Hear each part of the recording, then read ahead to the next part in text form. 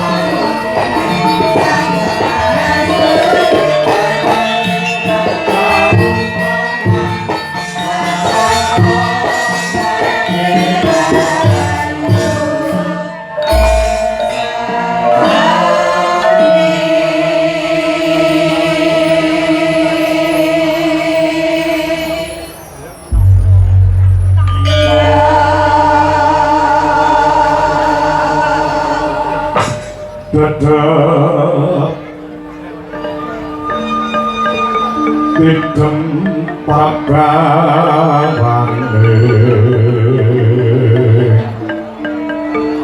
Atri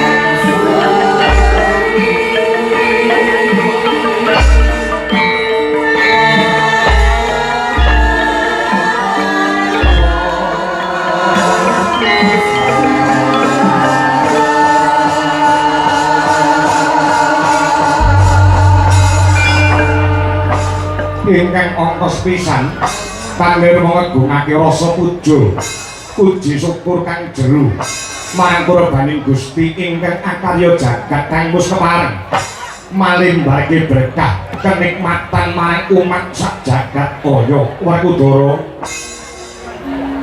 Barang kula dawuh apa Arjuna wonten dawuh apa Prabu kembar wonten dawuh wonten dawuh sawetara dipayoga ning nggon mulungguh jadi dina samengko datang pokanyana-nyana negara Ngamarta karawan tamu agung pepundhenmu nata ing Dwaraka Koko Prabu Sri Bathara Kresna ingkang wis pareng pinarak lenggah ing singgil negari Ngamarta kalungguhan samangku ya mbah kakangku sasana sowan ciaturke marang panjenenganmu. Duh Koko Prabu kula minangka wakilipun para kadang-kadang Paduka Pandhawa ngaturaken kasugengan kang sarta ngaturaken karaharjan rawuhipun jenengan digonjeng Koko Prabu Ndrawati. Ya ta. Inggih, Yai inggih.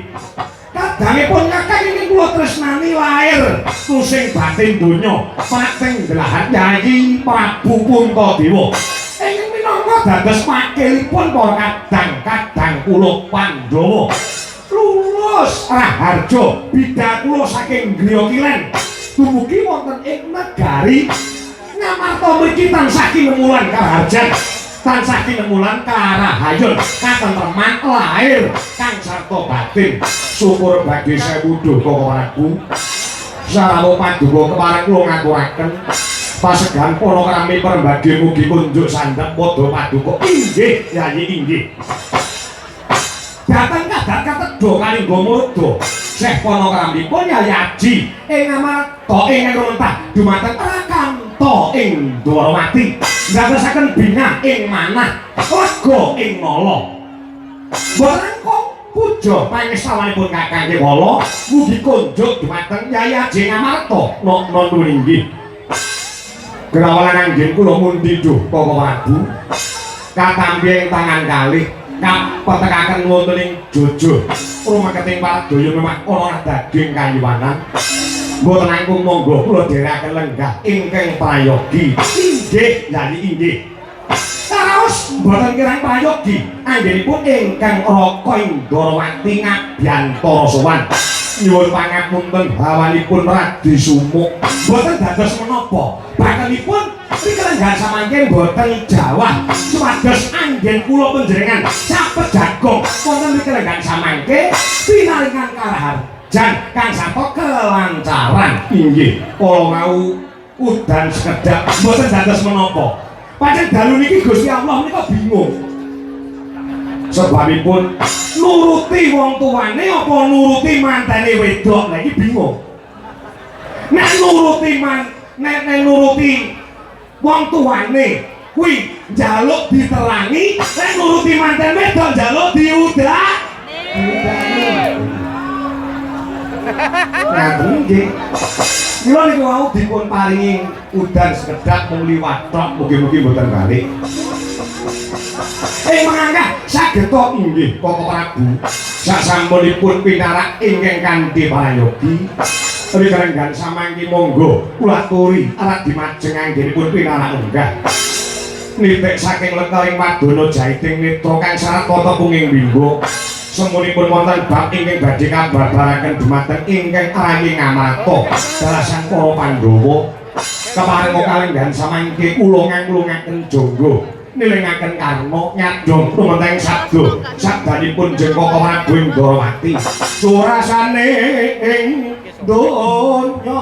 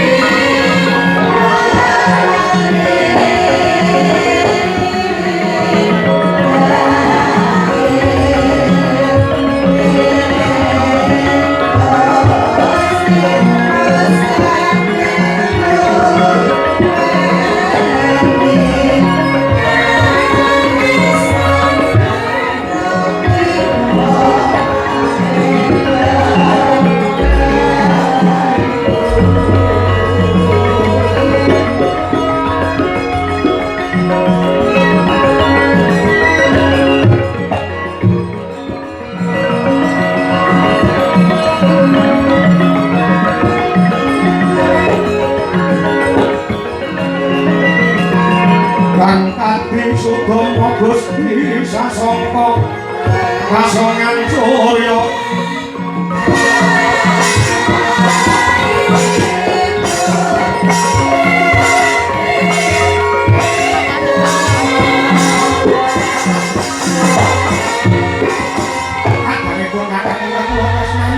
untuk rasan para kadang-kadang kula Pandhawa. Patanipun ingkang Raka ing Dwaraka ingkang ongkos pisan. Dilek kayuwanan. Karajan keselamatanipun keluarga ageng Brayat Agung ing negari ngamarta mriki puji syukur. Yen sedaya tansah kinemulan karajan kawilujengan kebagas kewarasan. Ewa dene ing angka kalih pun kakang ing Dwaraka ngaturaken oneng alapika tembung lawas oneng menika tegesipun kangen sawetawis candra minggahe warsa boten saged sapet jago kanthi patitis kadidene dina samangke lah dongkap ingkang angka 3 Kyai rene sampun kajuwara tegese sampun kondhang para Pandhawa tumraping Ratu Ndrawati ngibarat kreta jaran sak kusire. Kereta jarane para Pandhawa kusire Ratu Ndrawati mila yen Pandhawa susah Ratu Ndrawati nggih nderek prihatin. Yen kok Pandhawa kelangan kula nggih melu kelangan. Yai. Miturut tembang rawat-rawat ujare Mbok Bakul Sinambiwara pawanto ingkang binanduwe Karna. Kabar ingkang kula tampi ing lenggan samangke negari Ngamarta nebeke calon ageng-agengan. Apa to sing ilang? Tanah sanes pusaka ingkang minangka dados simbol katentreman lan karahayon. Inggih menika Kyai Jamus Kalimasada. Lah, menika Yai. Ingkang badhe kula suwunaken katerangan kabar menika kabar ingkang leres napa namung kabar peksi. Koko Prabu wonten dalem kaluhuran sabdanipun Jekaka Prabu ing Ndrawati bilih sampun ndungkap meh secandra meh sesasi inggih pusaka Ngamarta ing minangka simbol katentreman lan karahayon musna saking tangan kula menawi mekaten leres kabar ingkang kula tampi inggih lakar kados mekaten dalah Kyai mongko wong sak negara Ngamarta menika sami pitaya tegese padha percaya Ngamarta manggih katentreman lan karahayon menika dumunung wonten Jimat Jamus Kalimasada. Nek niki mengke Kang Jamus Kalimasada mboten enggak pinanggih tegese mboten enggak maksud dhateng negari Ngamarta mriki lajeng kados pundi kalawan Ngamarta.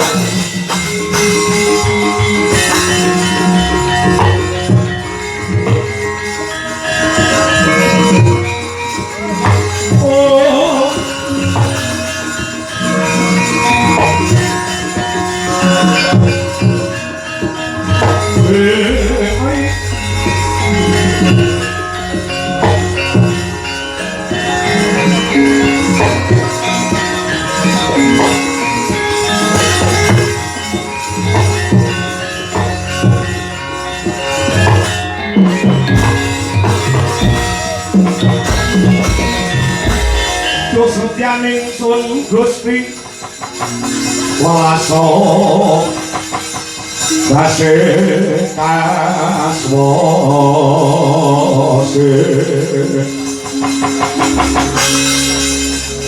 magiyo ora asmara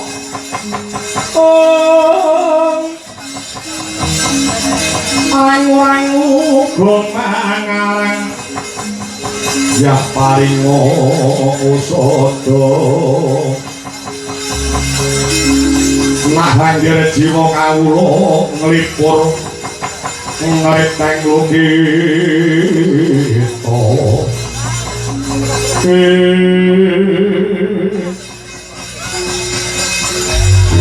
tresna kakangku piye Kyai Werkudara kowe wis kandha yen to ngibarate Pandhawa kelawan Kresna Kreta jaran sakusire bener yen Pandhawa susah Kresna ya melu susah yen Pandhawa kelangan Kresna ya melu kelangan rene dina samangku kowe ngerti dhewe pusaka Jamus Kalimasada sing tak jeke ora nate ilang saka ing bumi Ngamarta monggo dadi simbol katentreman karahayun murah sandhak panganan papan wis sasasi ilang saka ing negara Ngamarta kakangku Unta Dewa ora ngerti ana ngendi dununge Jamus Kalimasada Andai kowe wis rawuh ana ing negara Ngamarta sapa sing ora ngerti tresna kakangku socaning rak oboring bumi socaning rak oboring bumi iki tegese pamawasmu tipis kaya dene pamawase para dewa mara gage dina samangko tuturna yen pancen awas pandingamu yen pancen Kalimasada ana sing nolong sapa omahe ngendi jenenge sapa kowe kandha lan Werkudara mengko aku sing bakal jumangkat aku sing bakal paring paukuman marang manungsa sing kurang tata golek lemane para Pandhawa kali nyidra wujude Jamus Kalimasada semeneh sawetara semeneh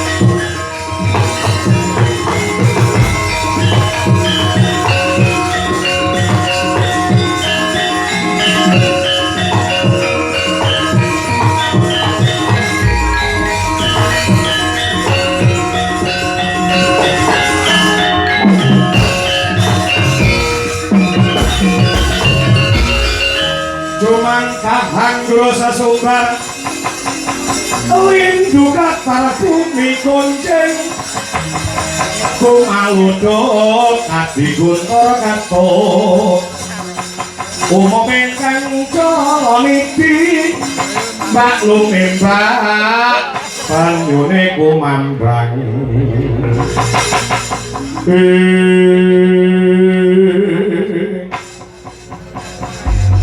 menika menapa para rabi menika naminipun Kiai Kaca Paesan utawi Kiai Surya Kanta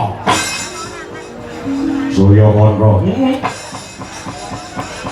lagi ngerti iya pusaka iki paringane dewa ora sedengah titan duweni gayane apa Kresna kakangku gayane iki mengko jumbuh lawan apa sing dadi sediane ngala upamane aku pengen ngerti sapa sing nyidra Jamus Kalimasada kingko pawongan utawa wong sing nyolong Kalimasada bakal ketok ana sak ndure Kiai Kaca Paesan tindakno tak pengen roh sapa sing wani dadi mawon Mama Kresna nyandika Dohyai Dohyai Patung Hayo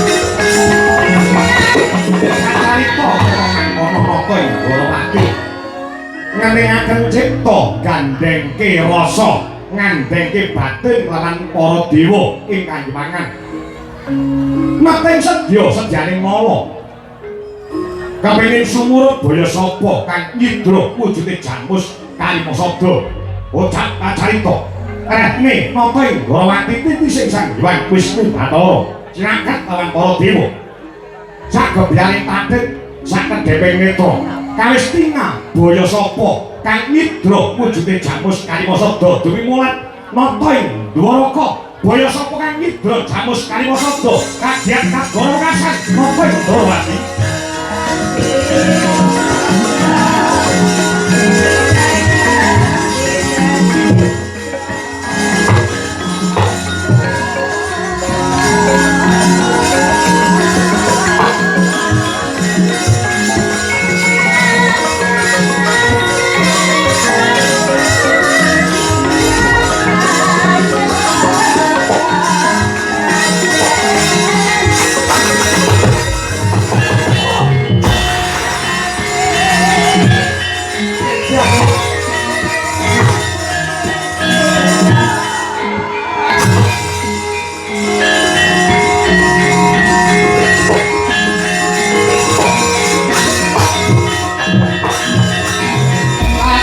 Trisang kapirangu rinangkul kinempit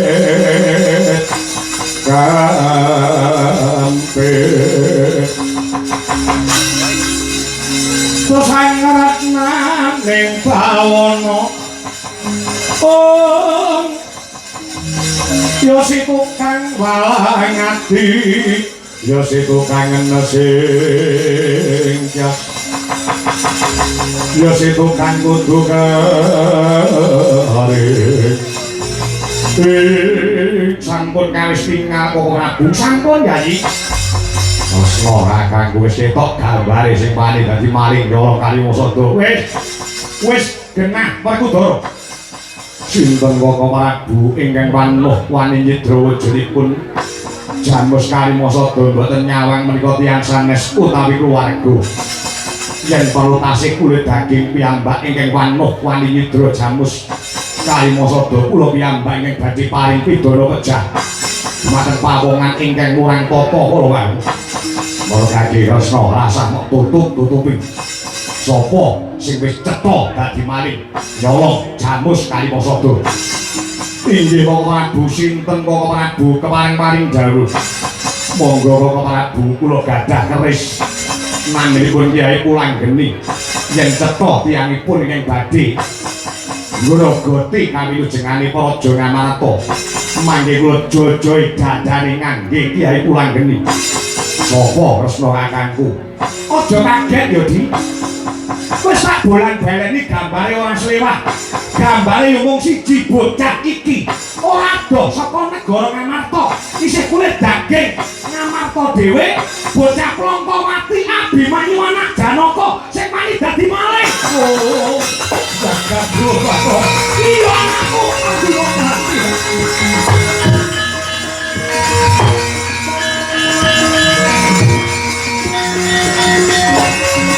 Abimanyu iya betul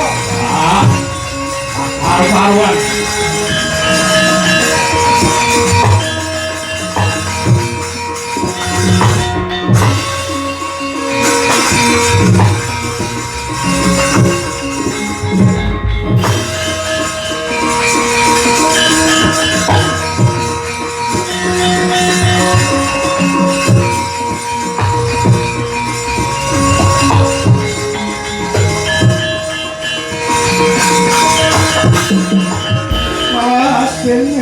Kutiro kalang wang gekono sang sumirat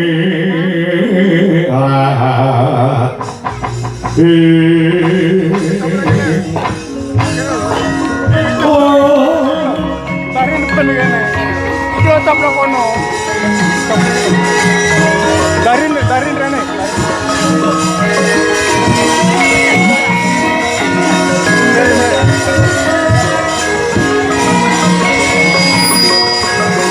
oh yo sing sabar kaya Arjuna sing sabar Yodi lakon iki minangka pacoban men saya kandel imanmu marang kurbaning Gusti ingkang akarya jagat Arjuna aku ngerti sepira susah ngatimu Iwadini anakmu si Angka Wijaya ya si Abimanyu ingkang wani nyidra wujude Jamus Kalimasada segara jero iso dijajaki ning balik adine manungsa ora nek sing ngerti yen to awake dhewe karo sing gawe urip bocah sing ora duwe swara bocah sing ora duwe tingkah neka-neka ning nyatane merucut saka gendongan luput saka kembanan wani dadi maling ngisi-ngisini nyembret laine para pendhawa yen ana kedadian sing kaya mangkene iki tresna kakangku aku ora nyalahke bocahe ning gerangane yo tak salahke tak luputke bapake ora tau sapa omah. Ngalor ngidul wetan kulon. Ora tau gatekke marang kabeh badane anak. Mula anake wani dadi maling bapake ora mudeng. Bareng wis kepeng kok ing panca boyo kaya ngene iki. Pakasane ambruk ngisin-ngisin. Janapa? Tujune Abimanyu kuwi dudu anakku dhewe. Yen Abimanyu kuwi anakku dhewe, rasah kanggo kesuwen dina ya gecek ndase. Oh.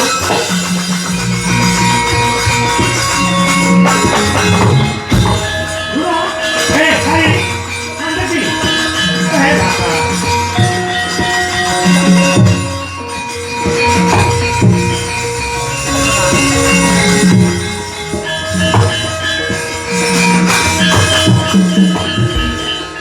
Dene geni iki lagi mubal-mubale, Werkudara.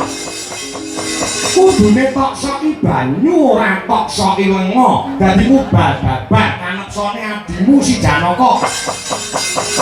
Iki mengko nek nganti Abimanyu kecekel Janaka, mati tenan.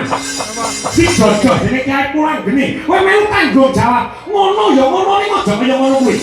Abimanyu salah, Abimanyu luput. Kowe aja nganti ndadekne pepaten. Nek kowe mati ya kelangan. Yo ya.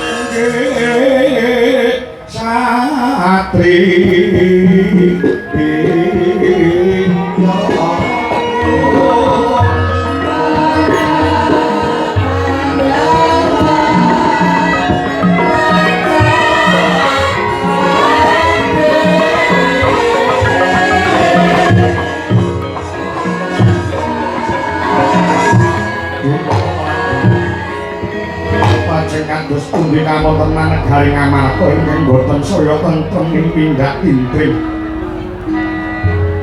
Ora saya udan ning saya ruwet, ora saya padhang ning saya peteng dedet. Kyai, kula aturi nyelehaken perkawis menika mangke ingkang Raka Indrawati kula pun Prabu Kresna ing badhe budidaya ngudari ruwet madhangaken pepeteng inggih. Sintan samirana mangsa barang momrih pajaring swasana negari Ngamarta.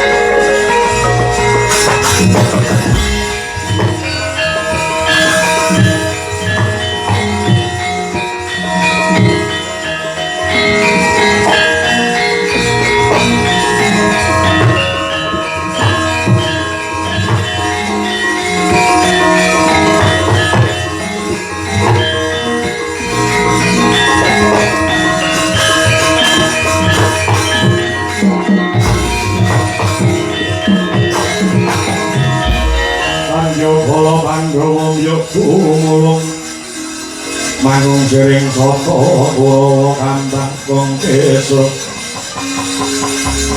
Kongkesa kadite Cara hitungan ana sing ganjil. Cara wong lungguh ana sing ganjel. Apa kira-kira sing ganjel ki sing iso nyuwara tolok-tolok?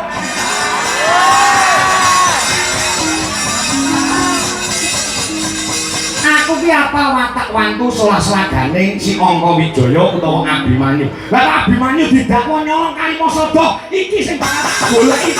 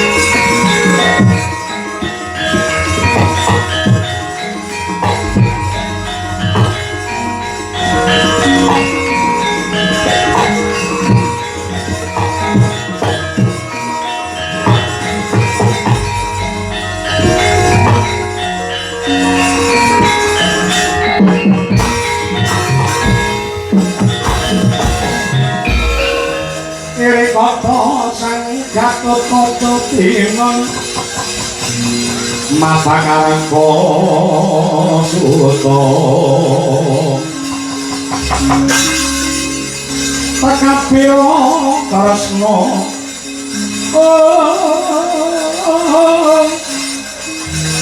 parato manah muji saktini parato manah muji saktini atau kalau nun wonten pangandika ngadhawuh Kanjeng Rama Kyai nimbalik mateng ingkang putra ing pringgondani kula pun jabang tetuka inggih pun Gatotkaca. Aku tak takon hari-hari iki krungu kabar apa ilange Jamus Kalimasada, syukur nek kuping wis krungu. Parpatan Agung negara Ngamarta ngrembug ilange Jamus Kalimasada. Rawuhe Pakmu gedhe, Pakmu Puh Ndorowati menehi colok pepadang. Kersanipun kados pundi? Sing nyolong Jamus Kalimasada bocah wis genah. Mlayu ngaten kantun nyepeng kemawon bener. Lajeng sinten ingkang wanuh-wani nyidra wujudipun Jamus Kalimasada? Adikmu Klangkawati Abimanyu. Abimanyu yo pirata.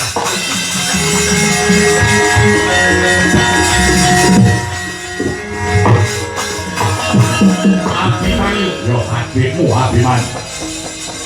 Waduh, Rama Kyai, bapak pisan kula mboten duga mono.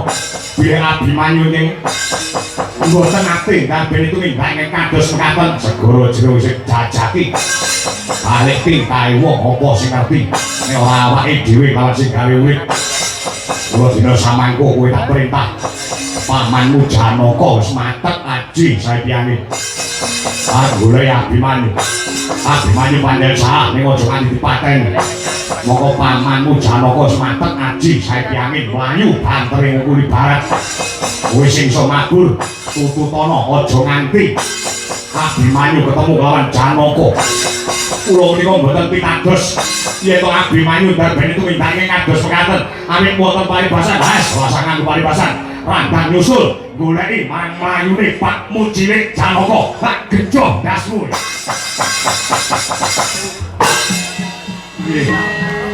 Iki timbang dipun gejo sirah kula kok mangkat timbang sing digejo liyane. Udah. Oh.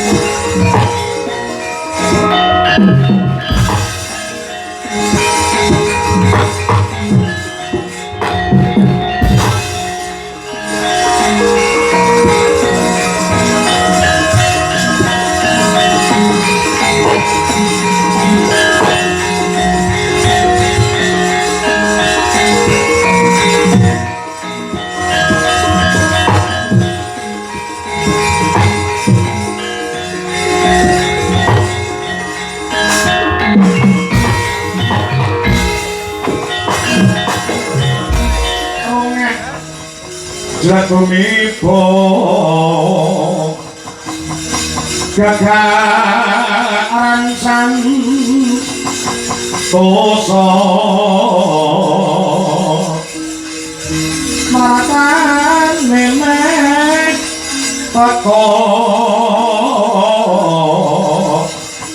jika karudo padagetan katong Antasena. Iya, Paman. Karo Antarja inggih, Paman. Yahene kok do koetan kok pangkur delok campur sari. Kok yahene wis mulih, penyanyine tuwek-tuwek kok. Lah selama menarik dari aku mulih. Saiki iku suwe penyanyi nom-nom ayu-ayu ngono. Semuglek. Saiki soal zaman, yo. Wong jenenge wong seneng kok yo. Iya. Cek aku tak takon. Iki ora guyon, heeh. Kowe kari-kari iki krungu kabar anyar apa? Indonesia musuh Cina sesuk bengi. Dudu perkara babalan. Gak ngono ya. Perkara ingkang magepokan kelawan negara Ngamarta Jamus Kalimasada ilang. Lemu ngerti, lemu krungu nang warung. Pajajan ning warung pinggir dalan gedhe sing nang kono bakule karo kancane lasan-lasan gek piye to, Kang? Jamus Kalimasada wis sasi ilang mongko kuwi dadi simbole katentreman lan karahayon. Iki kok nganti ilangan katentreman lan karahayon.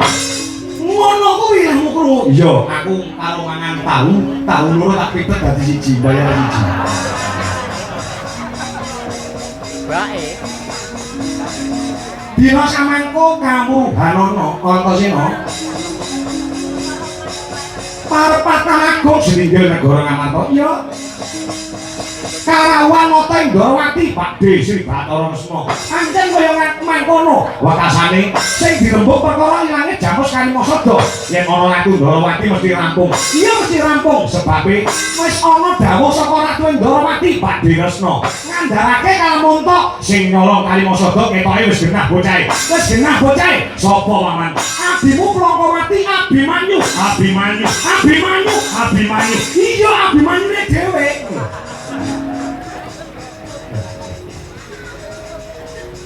Jasa, aku tak takon. Wangslono nganggo rasa, ya nganggo rasa. Atimu sing paling jero, ya. Nek Abimanyu didakwa nyolong Kalimasada, kowe percaya apa ora? Ya. Antarja, mboten pitados.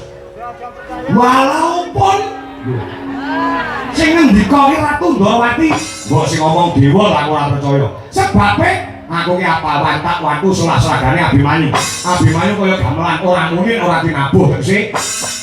Ora ngati duwe timindak maneka warna bocah meneng ora sugih swara, ora sugih bertingkah sing aneh-aneh. Kulo lek didakwa Abimanyu nyolong Kalimasada, aku ora percaya. Padha karo aku. Aku ya ora percaya. Nah, iki sing perlu diselidiki. Sing perlu diselidiki. Oke. Ratu Ndrawati sing ngendika. Terus maksudnya paman piye? Ngene. Iya nek kuwi Ratu Ndrawati teman. Nek nganti Ratu Ndrawati palsu, ya. Sing sengaja bakal gawe gegere. Negara Ngamarta kanthi ndakwa Abimanyu nyolong Kalimasada. Iki mengko mbebayani. Mergo Abimanyu iso uga dipateni dening pamanmu Janaka. Lah, kira nganti pamanmu Janaka mateni Abimanyu. Ge Abimanyu ki ora salah, ora kleru kok kasane. Ya pokoknya habis aku ngomong. Kira omongan dewi kok malah ngalih ka sajae golek sisik melek ajae. Oh.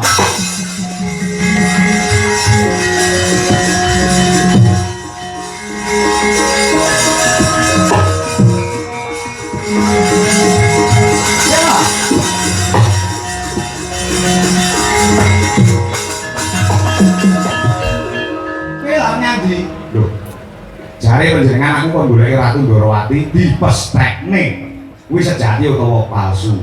Oh, ya wis aku ngalih nganti ngono. Ora. Engko nek sejati gampang leh ngukum marang Abimanyu, ewadene tresnane kok nganti tresna palsu. Mongso bodho. Ya.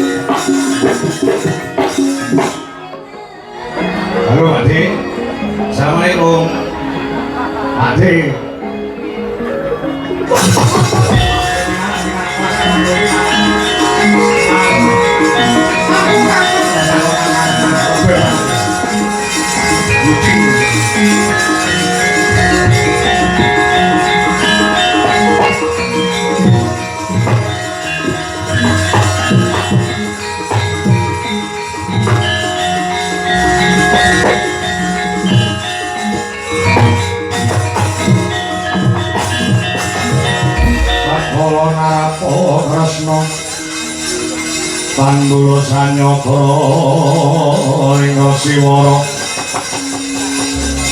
Siwara Jahnawi Suta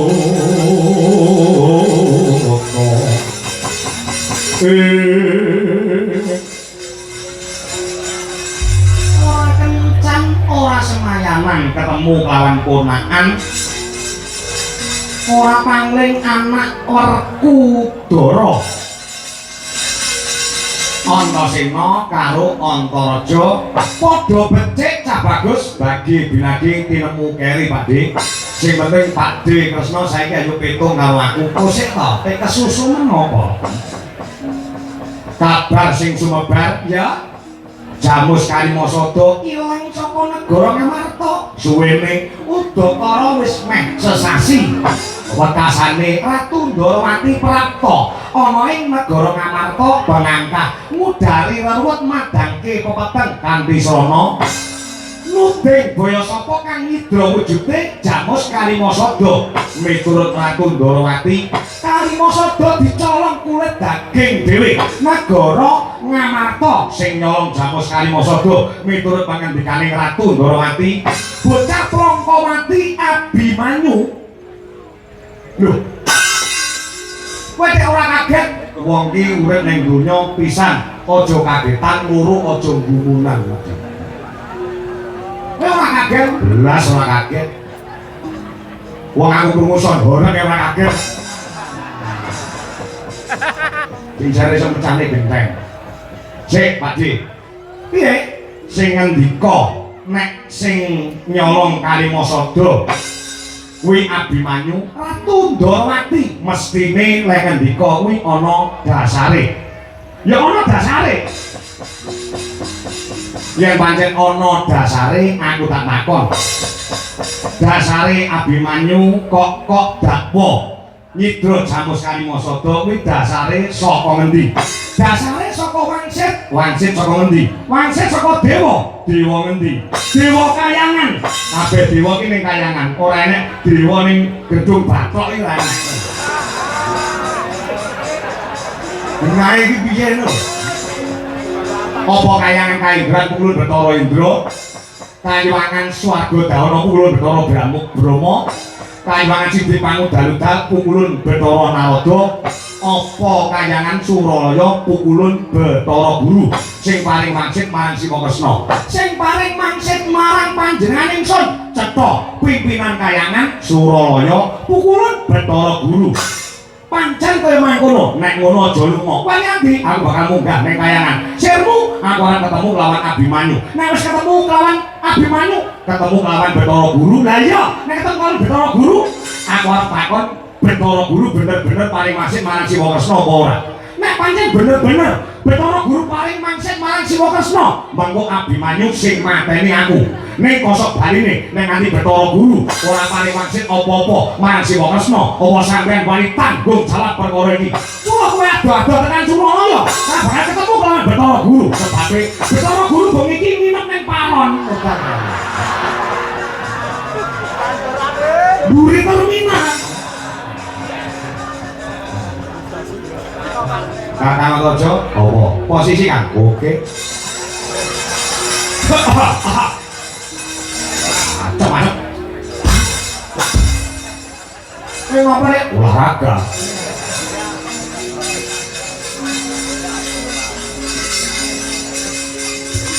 Pakde, piye?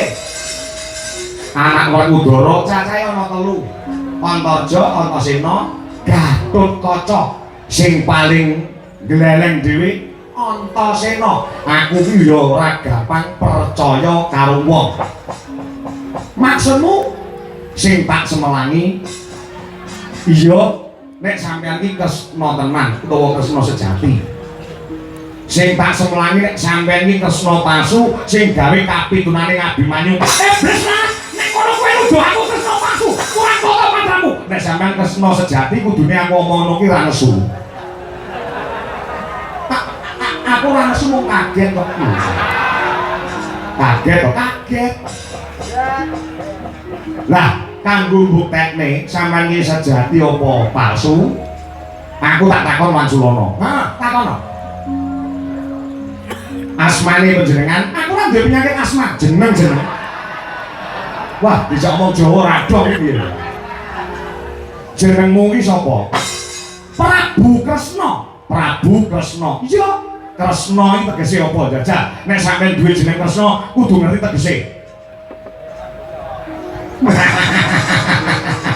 Lah kuwi jenengku nek takone karo aku. Rasa cerewet Mansulono. Kresna iki tegese apa? Kresna iki saka rong tembung kres karo na.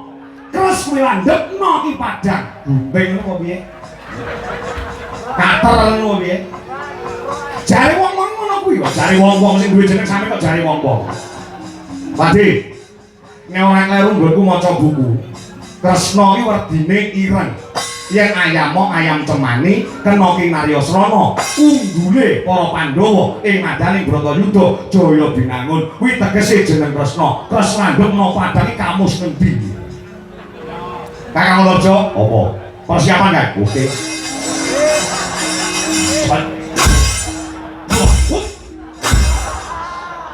Sarewane pemanasan. Pitakonku sing angka loro, Pakcik. Ya. Nalika nom-nomane Kresna biyen jenenge Narayana. Dudu kuwi pitakonku. Narayana kuwi nate meguru kelawan Penemban Begawan Padmanaba. Dudu kuwi pitakonku. Terus nalika meguru marang Penemban Begawan Padmanaba sampeyan entuk pusaka. Iya. Cakra karo kembang kuwi Jayakusuma. Nek pancen sampeyan Kresna sejati, endi cakra, endi kembang Jayakusuma, aku tak pengen weruh. Saiki tutun aku. Bumi pun kanjeng langit. Rasa suluk, rasa suluk. Kaya api-api kok suarane. Langit kalak-kalak rasa suluk. Kedin sange ngalis kok ngengkel kok. Sama wae gandul sabarang kadulu. Rasa suluk. Kukir moyang ngene lho. Aku ki ngene. Mbok menawa kowe mbiyen wis lair apa urung aku ngerti. Aku nate nuturi karo bapakmu Werkudara.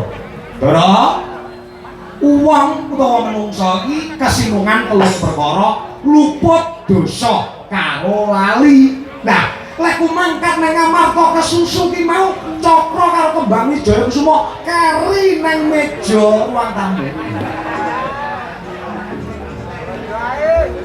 Cakra ki keri. Kembange keri. Wong kembange Bathara Kaca iki. Kakang Raja, piye? Posisi kan? Oke.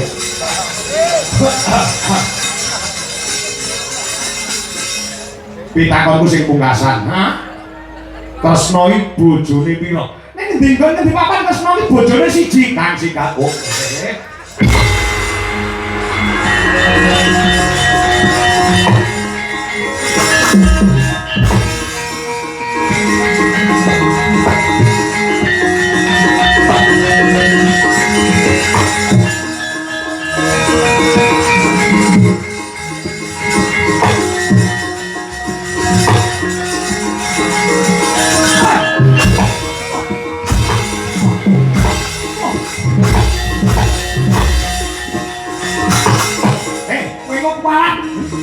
Walat telek kok. Wane sing malati. Aku ki ratu Ndrawati, Bet. Ratu-ratu apa? Kowe tak ingin barake kaya dene sing sentor, ingo-ingo.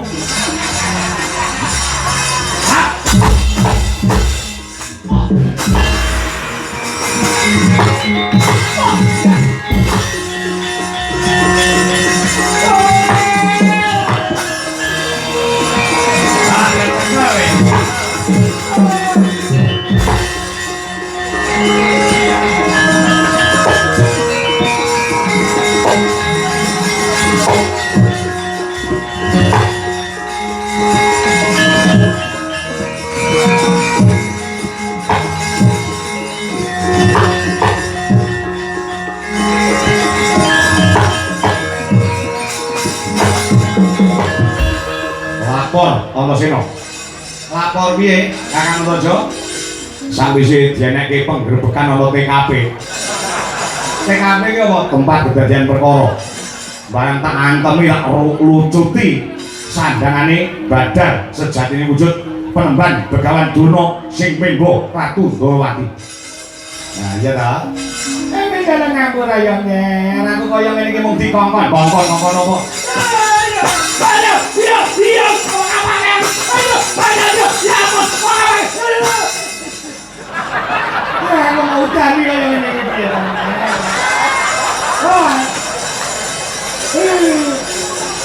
Kula oleh-oleh wong tuwek kakean pola. Sampai ora kena mulih. Mergo resike jenenge Abimanyu saka penemban Begawan Durna, leboke tahanan.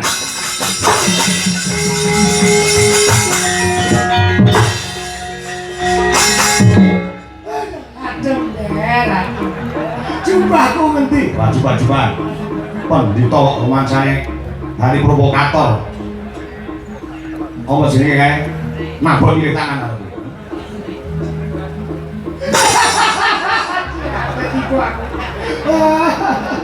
Ayo. Betapa malang nasibku karena diajar putuku. Ada nyanyi.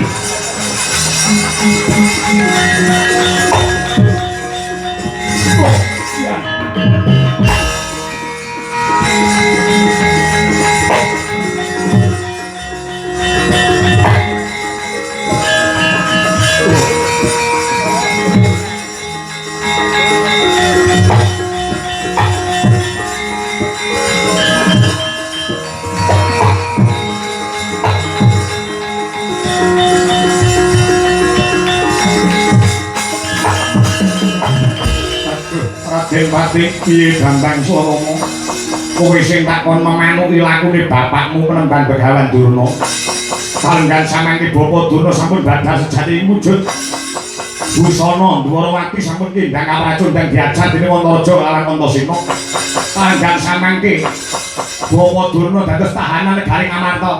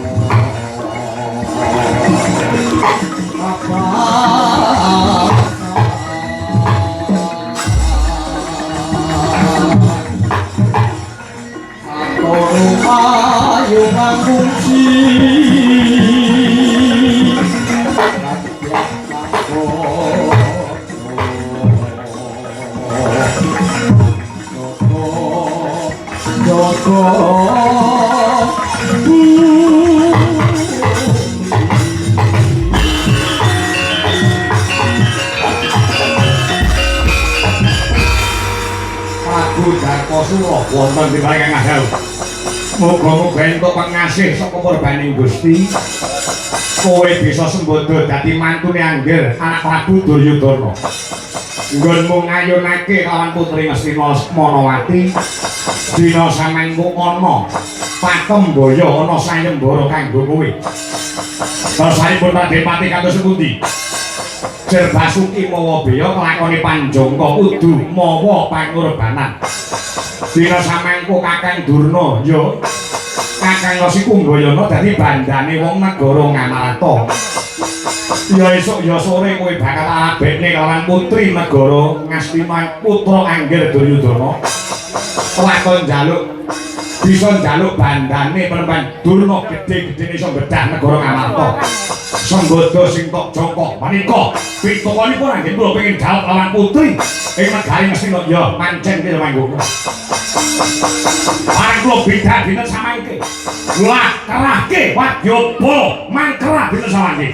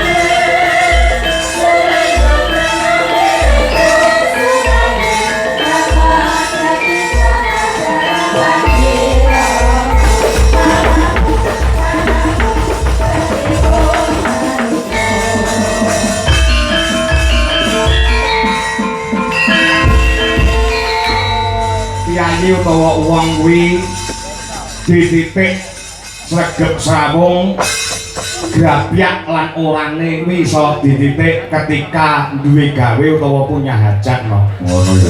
Iya. Nek pancen duwe gawe sing kepareng rawuh tamune banyu mili tan ana pedote kaya dene ingkang pinantuing pakurmatan panjenengane Bapak Dargo Kos. Ya, Pak Jaya Sudarno, so Ibu Sarmiati. Ya, iki bukti bahwasanya beliaunya kuwi karo pesrawungan seneng, ngraketake silaturahmi kuwi ya seneng. Kang Sarto piyaine Grabyak Sumanak dasare seneng ngraketke ing reh paseduluran ngono. Heeh. Mula ora muka nalika duwe gawe kaya ngene iki tak sawang ket mau nganti sakyahene kepara ket wingi tamune banyu mili tamune sing kepareng rawuh hanestreni marang temanten sekalian witan ana pedote ya iki mujudake bukti bahwasanya panjenengane Pak Dargo Kos ngono saha ibu kuwi seneng ngraketake ing reh paseduluran. Oh iya ngono ya ya heeh. Lah nek duwe gawe kok ora ana sing pareng rawuh sing tamune kuwi arang-arang. Lah kuwi kena dititik nek sing yo mangke kurang pesrawungane ning Pak Dargo Kos luar biasa ya yo heeh. Sing pareng rawuh pirang-pirang kaya ngene iki kae sak minimbane. Lho iya daleme menjadi lautan manusia. Ya heeh. Aku mau sore wis ngobrol kawan panjenengane Pak Dargo. Oh ngono. Jane panjenengane upama ngrabekke putrane kuwi cukup kendel, sing penting ditemokne duwe gawe ora sah wayangan yo iso. Ning beliaunya tergugah atine bahwasanya panjenengane Pak Dargo saha ibu kuwi pecinta wayang kulit sejati. Oh ngono ah. Ngono ya yang dadi upama mala kramake putrane kuwi mung meneng-menengan cukup nanggap tip ngono wae cukup. Ning nyatane beliaunya mempelopori bahwasanya nggone duwe gawe iki ora mung kanggo pribadi lan keluargane ning gawe senenge wong pirang-pirang. Mergo panjenengane Pak Dargo kuwi duwe semboyan, duweni penemu apik-apike wong kuwi nek iso piguna tumrap wong akeh lan iso gawe senenge wong pirang-pirang. Mula adicara kaya ngene iki bukan foya-foya menghambur-hamburkan uang kuwi ora, ning diniati saka ati sing suci. Panjenengane kepengin nyenengke wong pirang-pirang, nyenengke wong akeh, pamriye uripe bisa piguna tumrap bebrayan agung nyenengke wong pirang-pirang. Lah sing kepareng rawuh disuwuni pandonga muga-muga kanthi srana rawuhe panjenengan rikelenggan dalu menika disuwuni pandonga tumrape panjenengane Pak Dargo sakeluarga saha brayan agung keluarga ingkang makan wonten mriki. Sasampunipun wayangan mugi tansah pinardawa ing kamulyan, pinaringan bagas kewarasan, panjang umur, lancar rezekine Pak Dargo sakeluarga wiwit dina iki nganti sak lawas-lawase. Allahumma. Nganti dalan gede dibuntet, ditutup, didadekne gedung pertemuan sing hebate kaya ngene. Oh, ngono ya ya. Iya. Lah adicara sing kaya ngene iki tangeh bisane kelakon tanpa pambiyantune para-para tangga teparo dulur adoh, dulur cedhak. Oh, ngono. Heeh. Iya. Pak Dargo ora iso dhewe ngladeni para tamu undangan. Mesti butuhake peladen. Oh, heeh. Saya ibu sing ana pawon, ibu-ibu sing masak, ya ta? Ngono heeh. Sing masake menjadi poros utama anggone panjenengane berhasil dalam rangka duwe gawe sing kaya ngene iki. Nek sing masakne mburi kok nganti mbegot, kok nganti gelo atine ora gelem do masak. Terus sing ngingoni sing kepareng rawuh ki njut sapa no? Oh, ngono ya ya. Iya.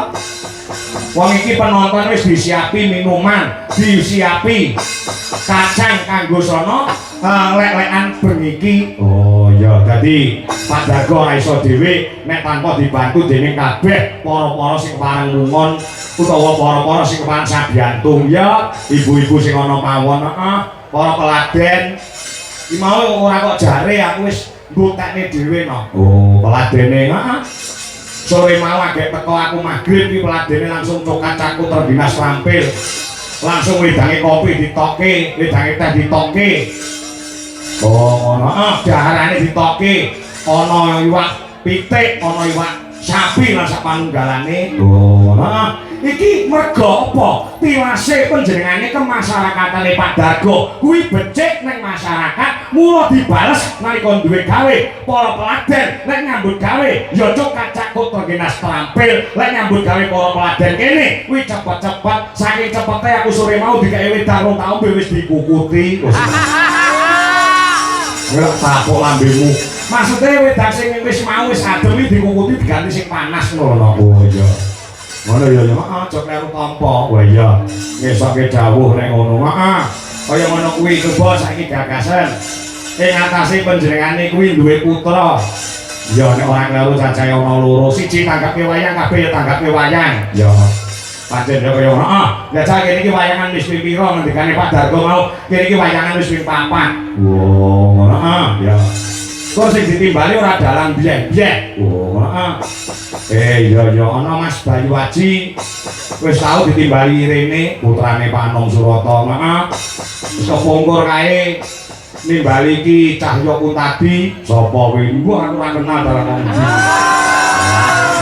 Kurang ajar. Dalan hadile kok ora kenal. Nah, ing taun iki gilirane awake dhewe. Oh, gilirane awake dhewe. Heeh. Berarti diratani no, diratani. Heeh. Iya. Kok dasare dari Pak Dargo iki lek menyimak awake dhewe iki setiap malam. Waton awake dhewe live streaming. Lumantar live streaming YouTube.